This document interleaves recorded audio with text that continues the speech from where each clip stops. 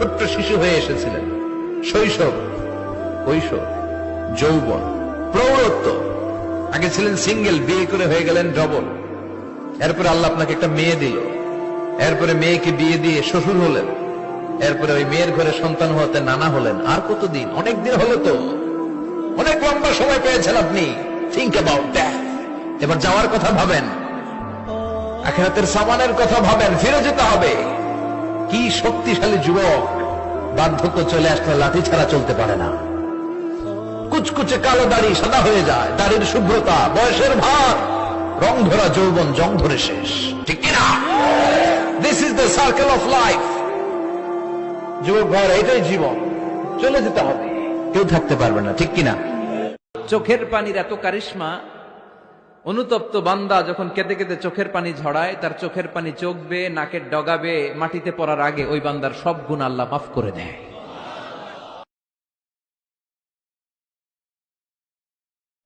আল্লাহর হাবিব সাল্লাল্লাহু আলাইহি ওয়াসাল্লামের একটা অভ্যাস ছিল, তিনি কোন এলাকায় গেলেই প্রথমে একটা মসজিদ বানায় ফেলতেন। সুবহানাল্লাহ পড়ে।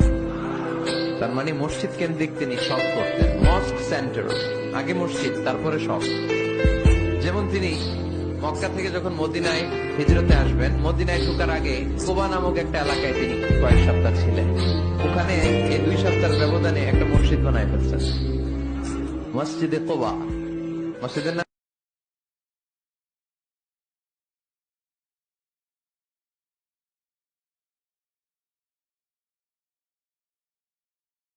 শরীফে যাবেন।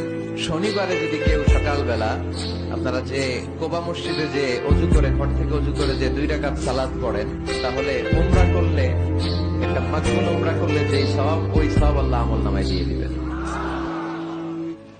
আল্লাহ বললেন, আওয়ালাম ইয়ারাল্লাযীনা কাফারু আন্নাস সামাওয়াতি ওয়াল আরদা কানাতা রাতকান ফাফাতাকনাহুমা। কাফেররা কি দেখে না মহাবিশ্বের সবকিছু একসাথে মিলে ঝিলে ছিল, বিশাল এক বিস্ফোরণের মাধ্যমে আমি মহাবিশ্ব তৈরি করেছি। সুবহানাল্লাহ। আল্লাহর হাবিব সাল্লাল্লাহু আলাইহি ওয়াসাল্লামের কোলে এক ছোট্ট শিশু বসা। আল্লাহর হাবিব সাল্লাল্লাহু আলাইহি ওয়াসাল্লাম দাওয়াত খেতে গেলেন, এক ছোট্ট সাহাবী শিশু এসে আল্লাহর রাসূল সাল্লাল্লাহু আলাইহি ওয়াসাল্লামের কোলে বসলো। খাবার দেয়া হলো, ছোট্ট মানুষ বা হাত দিয়ে খাবার এটা ধরে, ওইটা ধরে, ওইটা ধরে। আছে না এরকম? বাচ্চারা দেখবেন খেতে পারবে এতটুকু, নষ্ট করে এতগুলো, এইটা ধরে, ওইটা নেয়, ওইটা ফালায়। আল্লাহ রাসূল সাল্লাল্লাহু আলাইহি ওয়াসাল্লামের কোলে বসে ওই সাহাবা বা হাত দিয়ে এটা টানে, ওইটা টানে, এটা ফালায়।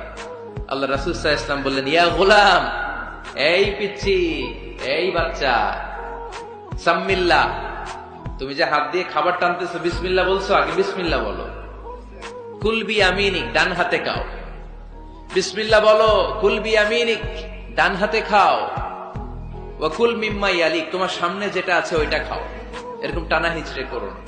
ওই সাহাবী বলেন, এই যে 3টা কথা, 3টা গাইডলাইন আল্লাহর হাবিব সাল্লাল্লাহু আলাইহি ওয়াসাল্লাম খাওয়ার আগে আমাকে দিয়েছিলেন, আমি মরার আগ পর্যন্ত এই গাইডলাইনের বাইরে